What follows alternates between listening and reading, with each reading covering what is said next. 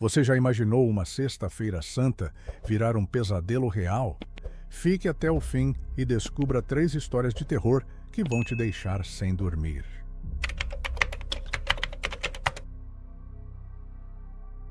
Eu nunca vou esquecer aquela Sexta-feira Santa. Meu nome é Lucas e, junto com 3 amigos, Ana, Pedro e João, decidimos explorar uma igreja abandonada na zona rural da minha cidade.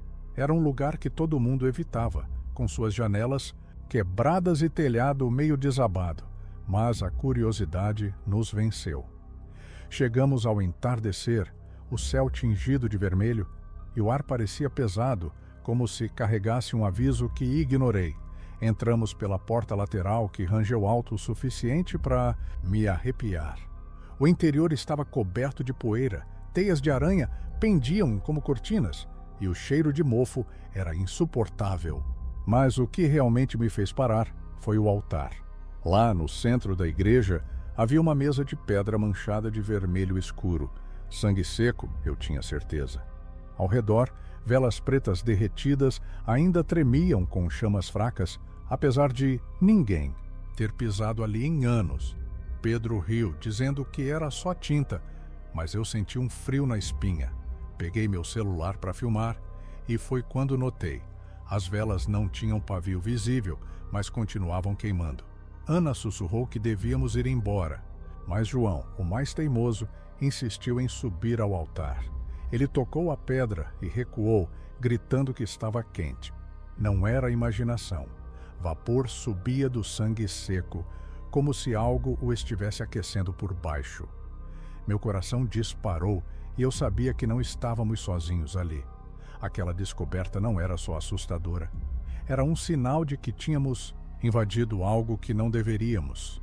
Olhei para os meus amigos, tentando manter a calma, mas o medo já tinha se instalado. A luz do celular tremia na minha mão, e eu juro que vi as sombras no canto da igreja se mexerem, como se nos observassem. Foi o começo do pesadelo. Depois do choque no altar, decidimos explorar mais, mesmo com o medo gritando para sair dali. A igreja era um labirinto de corredores estreitos e escuridão, e cada passo ecoava como se o prédio respirasse. Foi então que ouvi pela primeira vez um choro baixo, quase um gemido, vindo de algum lugar nas paredes. Parei, segurando o braço da Ana, que também ouviu. "É o vento", Pedro disse. Mas não havia uma brisa sequer lá fora. O som ficou mais claro. Era gutural, como alguém sufocando em dor, mas não vinha de nenhum lugar específico. Parecia estar em todos os lados, vibrando nas pedras frias. João pegou uma lanterna e apontou para os cantos, mas não havia nada, nem ratos, nem pássaros, nem pessoas. Só escuridão e aquele barulho infernal. Tentei gravar com o celular, mas o áudio saía distorcido, como se algo interferisse. Ana começou a chorar baixo, dizendo que sentia um peso nos ombros, e eu confesso que também sentia, como se mãos invisíveis me empurrassem para o chão. O choro parou por um instante e o silêncio foi pior. Olhei para o teto, para as vigas podres, e juro que vi algo se mexer, mas quando pisquei, não havia nada. Foi então que o som voltou, mais alto, quase um grito abafado, e eu senti um arrepio subindo pela nuca. Pedro, que até então tentava bancar o corajoso, largou a lanterna e correu para o altar, gritando para a gente seguir. Mas eu fiquei paralisado, ouvindo. Não era humano, eu tinha certeza. Era algo preso, algo que sofria há muito tempo e agora sabia que estávamos ali. Meu peito apertou e minha respiração virou um vapor frio na frente do rosto, mesmo estando abafado dentro da igreja.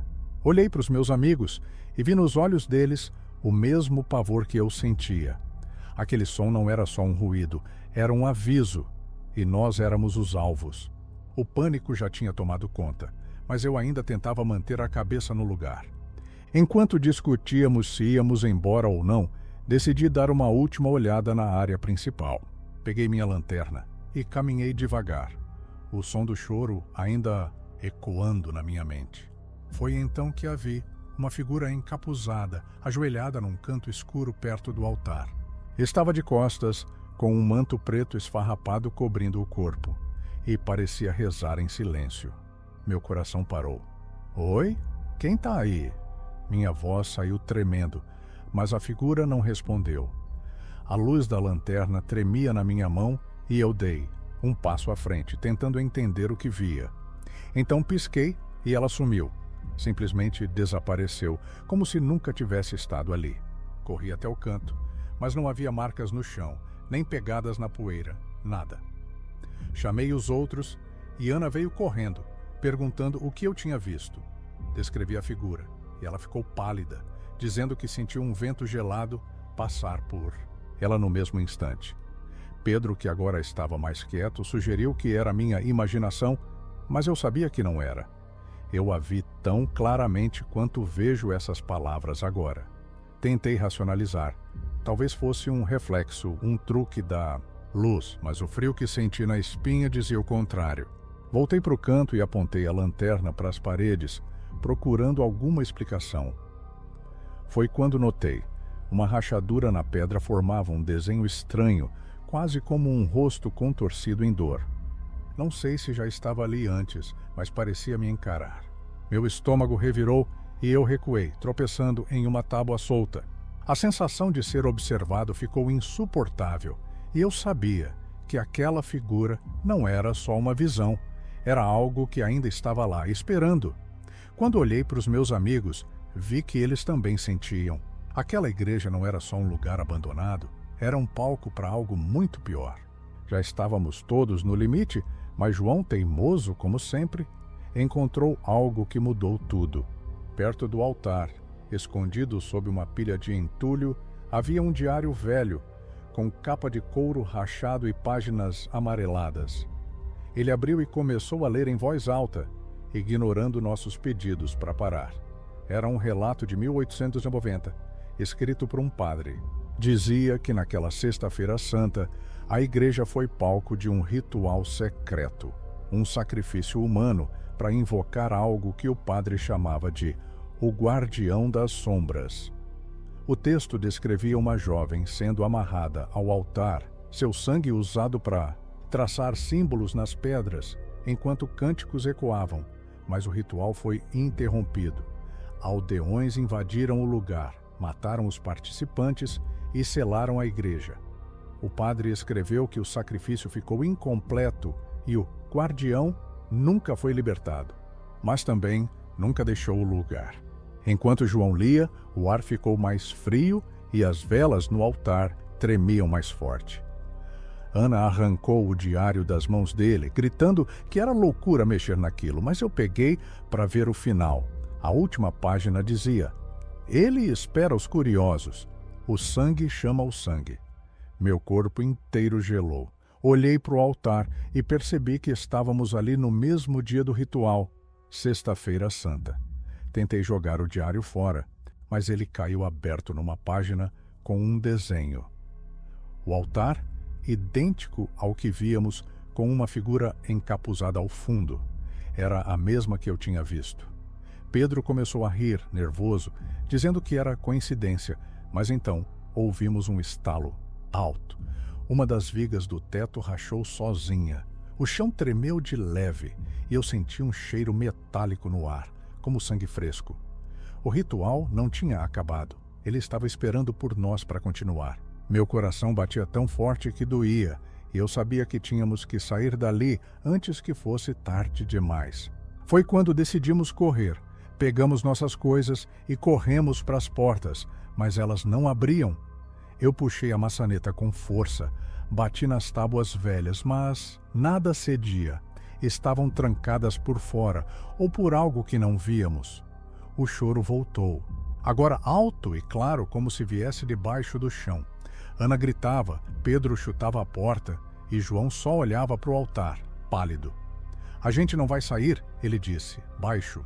Então ele começou a falar, não, a recitar palavras que eu nunca ouvi numa língua gutural e antiga. Seus olhos estavam vidrados e ele caminhava devagar para o altar, como se chamado. "João, para!" Eu gritei, mas ele não me ouvia.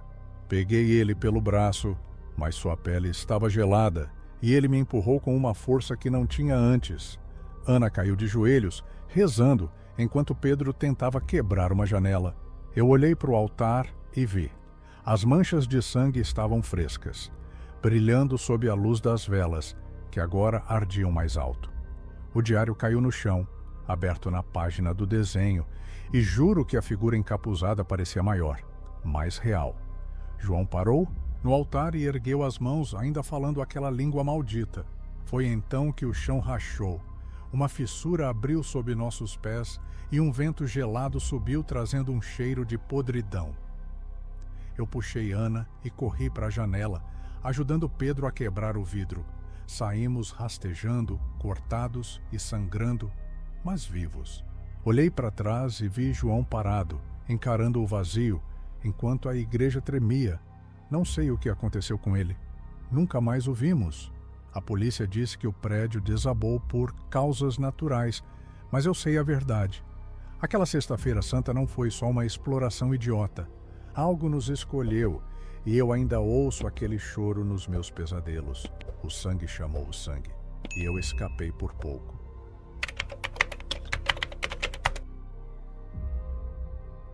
Meu nome é Clara, e eu moro numa cidadezinha pacata, onde nada de estranho acontecia até aquela Sexta-feira Santa. Era meia-noite, e eu estava em casa, sozinha, tentando dormir. O silêncio da rua era comum para uma noite tão religiosa, mas algo me tirou o sono. Gritos abafados, quase como sussurros, vindo da direção do cemitério local, que ficava a poucos quarteirões dali. No começo achei que era minha imaginação, o vento talvez, ou algum animal. Mas os sons ficaram mais altos, mais desesperados, como se várias vozes gritassem ao mesmo tempo, presas em algum lugar. Peguei meu celular para gravar, mas minha mão tremia tanto que mal consegui segurá-lo. Abri a janela e o ar gelado bateu no meu rosto, carregando aquele som horrível. Não era natural, era humano, mas distorcido, como se viesse debaixo da terra. Meu coração disparou e eu pensei em ligar para alguém, mas quem acreditaria em mim? Fechei a cortina tentando ignorar, mas os gritos continuaram, ecoando na minha cabeça. Olhei para o relógio, 00:13. Algo me dizia que não era coincidência. Era Sexta-feira Santa, o dia mais carregado de simbolismo que eu conhecia. Tentei me convencer de que era só paranoia, mas então ouvi um estalo seco, como madeira quebrando, vindo da mesma direção. Minha respiração virou vapor na frente do rosto, mesmo estando dentro de casa. Fui até a porta, hesitando, mas não abri. O medo me paralisou. Os gritos pararam de repente e o silêncio que veio depois foi pior. Eu sabia que algo estava acontecendo no cemitério, algo que ninguém na cidade ia querer acreditar. Aquela noite não ia ser como as outras e eu estava prestes a descobrir o quanto. Na manhã seguinte, eu não aguentei a curiosidade, ou o medo, e decidi ir até o cemitério. O sol mal tinha nascido e a cidade ainda dormia, mas eu precisava entender o que tinha ouvido. Quando cheguei, quase desmaiei com o que vi. Dezenas de túmulos estavam abertos, como se alguém tivesse arrancado as lápides com as mãos. Terra, fresca espalhada, caixões expostos e o pior, todos estavam vazios. Caminhei devagar entre as sepulturas, o coração na boca, sentindo o cheiro úmido de terra revirada. Em um dos caixões, vi marcas profundas na madeira interna, como se alguém tivesse arranhado para sair. Meu estômago revirou e eu quase vomitei ali mesmo. Peguei meu celular para tirar fotos, pensando em chamar a polícia, mas então notei algo ainda mais estranho. As marcas não pareciam recentes. Estavam cobertas de musgo, como se fossem antigas, mas os túmulos tinham sido abertos naquela noite. Olhei ao redor e o cemitério estava silencioso demais. Nem pássaros, nem vento, só o peso daquele lugar me sufocando. Toquei numa lápide quebrada e ela estava gelada, mesmo com o sol começando a aquecer o dia. Foi quando vi pegadas na terra, não de botas ou sapatos, mas de pés descalços, deformados, saindo dos túmulos em direção à cidade. Meu corpo inteiro tremeu e eu quis correr, mas minhas pernas não obedeceram. Pensei nos gritos que ouvi à noite. Será que eram eles, os mortos, tentando escapar? A ideia era absurda, mas ali, diante daquela cena, parecia real. Tirei mais fotos, rezando para que fosse um pesadelo, mas então ouvi um barulho atrás de mim, um galho quebrando. Virei rápido, mas não tinha ninguém. Só o vazio e aqueles túmulos abertos me encarando. Saí correndo, prometendo nunca mais voltar, mas o que vi ficou gravado na minha mente para sempre. Quando voltei para casa, ainda tremendo, decidi perguntar para os vizinhos se tinham ouvido algo. Bati na porta do seu Manuel, um idoso que morava sozinho e conhecia todas as histórias da cidade. Ele abriu a porta devagar, os olhos arregalados, e antes que eu dissesse qualquer coisa, ele sussurrou: "Você ouviu, né?" Eles acordaram. Fiquei gelada. Ele me puxou para dentro e fechou a porta rápido, como se algo pudesse nos seguir. Sentamos na sala escura e ele começou a falar, a voz baixa e trêmula. Disse que na noite passada, da janela dele, viu sombras saindo do cemitério, figuras altas, magras, arrastando-se como se os ossos rangessem a cada passo. Os olhos delas, segundo ele, brilhavam como brasas, vermelhos e vivos, mesmo na escuridão. Manuel jurou que não era ilusão. Ele viu uma delas parar no meio da rua, virar a cabeça para o lado e encarar a casa dele antes de sumir na névoa. Perguntei se ele tinha bebido, tentando racionalizar, mas ele me mostrou as mãos. Estavam cheias de arranhões, como se tivesse lutado com algo. Eu tranquei tudo, mas ouvi eles batendo na porta. Ele disse, quase chorando. Fiquei em choque, lembrando dos túmulos abertos.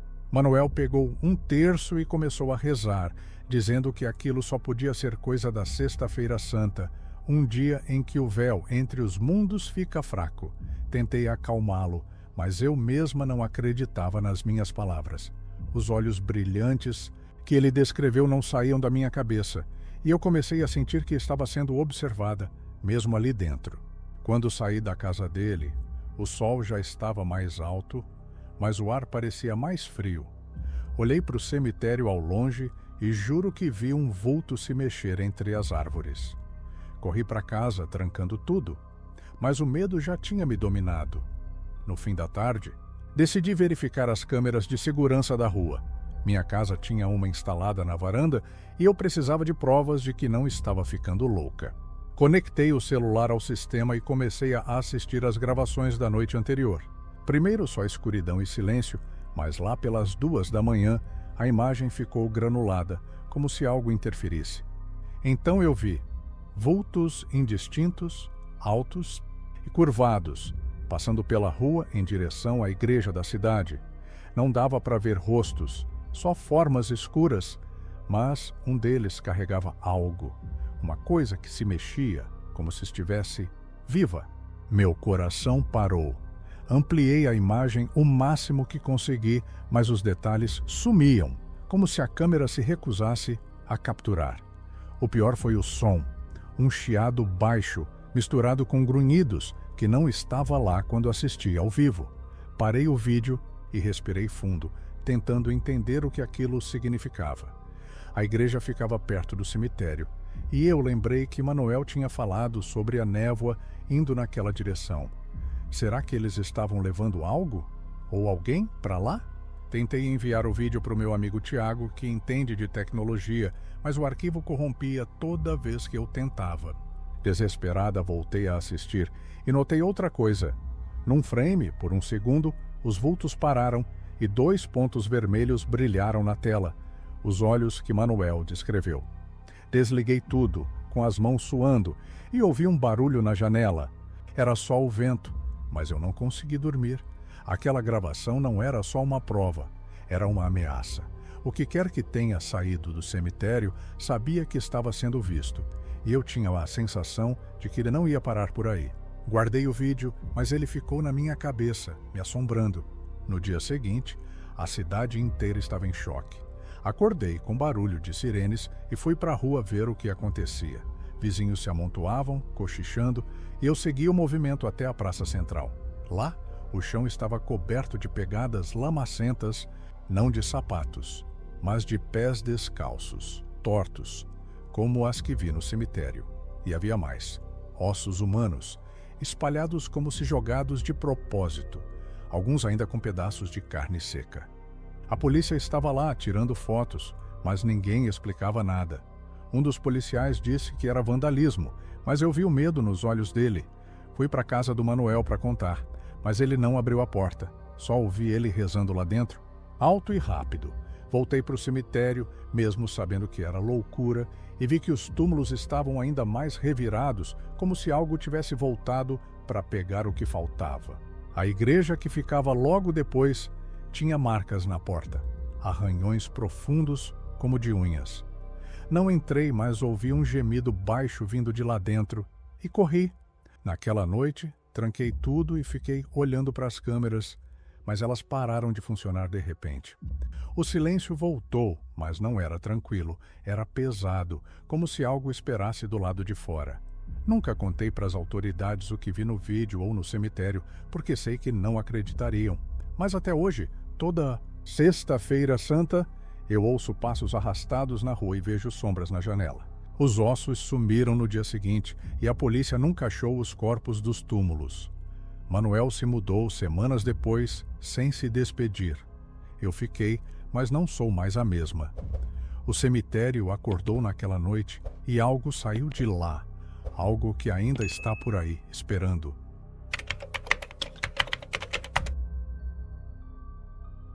Meu nome é Kleber e eu cresci numa vila pequena onde a Sexta-feira Santa era sagrada. Todo ano fazíamos uma procissão ao entardecer, carregando velas e cantando hinos em homenagem àquele dia solene. Eu sempre adorei a tradição, o cheiro de cera queimando, as vozes unidas, a sensação de união. Naquele ano eu tinha 19 anos e estava animado para participar mais uma vez. O sol estava se pondo, tingindo o céu de laranja e roxo, e a vila inteira se reuniu na praça. Éramos umas 50 pessoas, entre idosos, crianças e o padre João, que liderava com sua voz firme.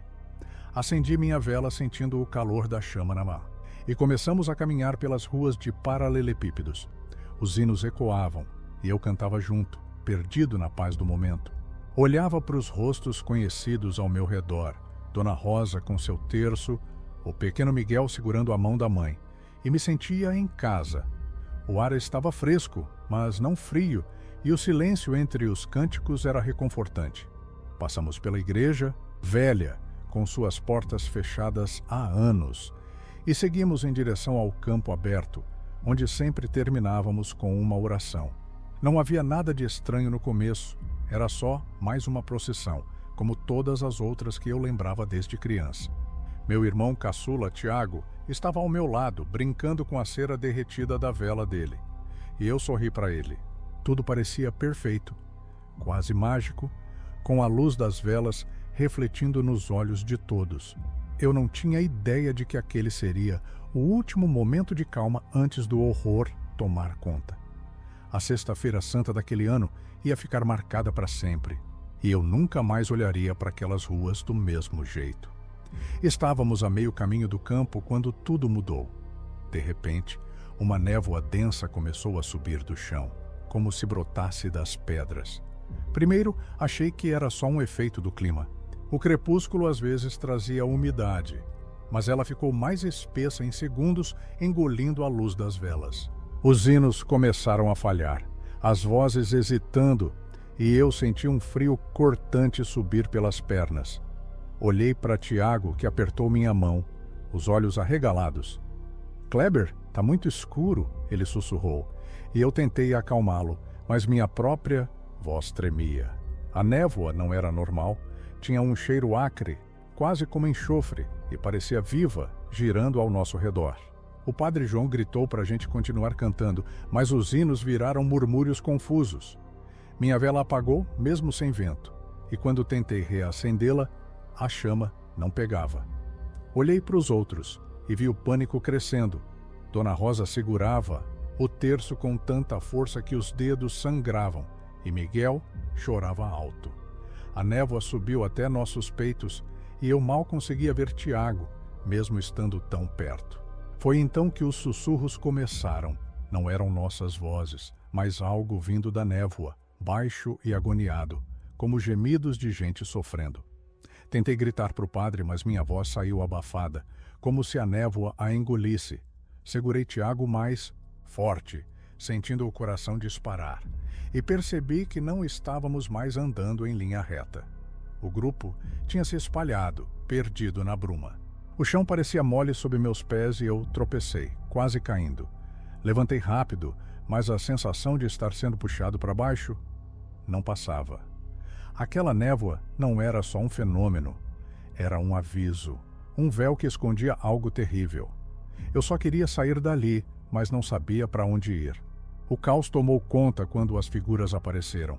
Primeiro, achei que eram os outros da procissão, mas então vi sombras altas, vestidas com mantos rasgados, surgindo na névoa. Não eram humanas, os movimentos eram tortos, como se os ossos estivessem quebrados, e eu ouvia correntes arrastando no chão. Meu corpo congelou e Tiago se agarrou a mim chorando. Uma delas passou perto, e eu senti o cheiro de terra podre e metal enferrujado. Não dava para ver rostos, só vultos escuros, mas os gemidos vinham delas, profundos, cheios de dor. Tentei correr, puxando Tiago, mas minhas pernas pareciam presas e a névoa me sufocava. Olhei ao redor e vi mais delas entre nós. Uma parou perto de Dona Rosa, que gritava e rezava, e outra segurava algo nas mãos como uma corrente quebrada. O padre João tentou enfrentá-las, erguendo o crucifixo e gritando palavras em latim, mas uma das figuras virou para ele, e eu juro que vi olhos brilharem sob o capuz, vermelhos como sangue. A multidão se dispersou, gente correndo e caindo, velas rolando no chão. Eu puxei Tiago para trás de uma árvore, tentando nos esconder, mas as figuras não pareciam nos caçar. Elas só andavam, lentas e determinadas, como se seguissem um caminho invisível. Uma delas passou tão perto que senti o frio da presença dela na minha pele e ouvi um sussurro rouco. Pague. Minha mente girava, tentando entender, mas o medo me dominava. Tiago tremia tanto que mal falava e eu tampei a boca dele para não fazer barulho. As figuras continuaram, arrastando correntes e gemendo, até sumirem na névoa em direção à igreja velha. Quando o último vulto desapareceu, a névoa começou a baixar, mas o horror ficou. Eu sabia que tinha visto algo que não era deste mundo, e o silêncio que voltou era pior que os gritos. A névoa se dissipou tão rápido quanto veio, deixando a vila em choque. Olhei ao redor. Tiago ainda estava comigo, mas a procissão estava em pedaços. Gente chorando, outros correndo para casa, e então percebi: o padre João não estava mais lá. Gritei o nome dele correndo entre as pessoas, mas ninguém sabia onde ele tinha ido. Dona Rosa disse que o viu enfrentando uma daquelas figuras, o crucifixo na mão. Mas depois a névoa o engoliu. Meu estômago revirou e eu decidi procurar.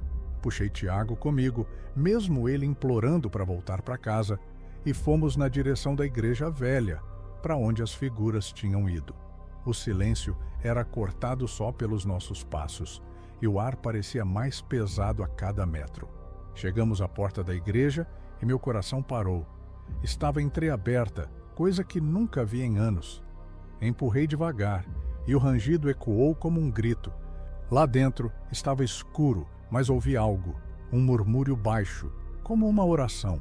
Acendi o celular, e a luz revelou o altar coberto de poeira, intocado há décadas. Então, de repente, a voz do padre ecoou, mas não de dentro da igreja, vinha debaixo do chão. Ajuda! Ele gritava, fraco e desesperado. Corri para o altar batendo no chão, mas era pedra sólida, sem rachaduras. Tiago começou a chorar e eu gritei de volta, mas a voz dele ficou mais distante, até sumir. Olhei ao redor desesperado e vi marcas na parede, arranhões frescos, como se alguém tivesse sido arrastado. Saí correndo com Tiago, mas horas depois, quando a polícia chegou, não acharam nada, nem sinal do padre, nem buracos no chão. Só eu e algumas testemunhas. Ouvimos aqueles gritos e até hoje não sei como ele foi parar lá embaixo ou o que o levou. Voltei para casa tremendo, mas o pesadelo não acabou. Naquela noite, não consegui dormir. Cada barulho me fazia pular da cama. Contei para os meus pais e meu pai, que era cético, disse que era só pânico coletivo. Mas então os boatos começaram. Outros da procissão viram as mesmas figuras, e Dona Rosa jurou que eram almas condenadas, presas por crimes antigos, forçadas a vagar na Sexta-feira Santa como castigo. Ela disse que a vila foi construída sobre um velho campo de execução e que a Igreja Velha era onde os corpos eram enterrados sem cerimônia. Fui pesquisar na biblioteca dias depois e achei registros de 1700, enforcamentos, torturas, gente acusada de bruxaria, tudo ali onde morávamos. A data das execuções? Sexta-feira Santa. Meu sangue gelou. Contei para o Tiago, mas ele só chorava, dizendo que ainda ouvia as correntes arrastando à noite. O padre nunca foi encontrado. A polícia desistiu, chamando de desaparecimento inexplicável. Mas eu sei o que vi, o que ouvi. Aquelas figuras não eram fantasias da minha mente, eram reais, carregando o peso de séculos de dor. Todo ano, na Sexta-feira Santa, eu fico trancado em casa, mas às vezes ouço gemidos baixos lá fora e vejo sombras passando pela janela. A vila nunca mais fez procissões e a Igreja Velha foi isolada, mas dizem que, nas noites santas, as correntes ainda ecoam.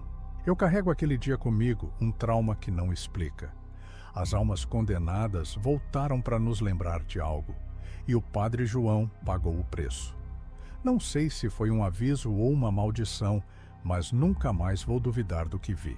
Se você sobreviveu a essas histórias, deixe seu like, inscreva-se no canal e ative o sininho para não perder mais terrores como esse. Nos vemos no próximo vídeo.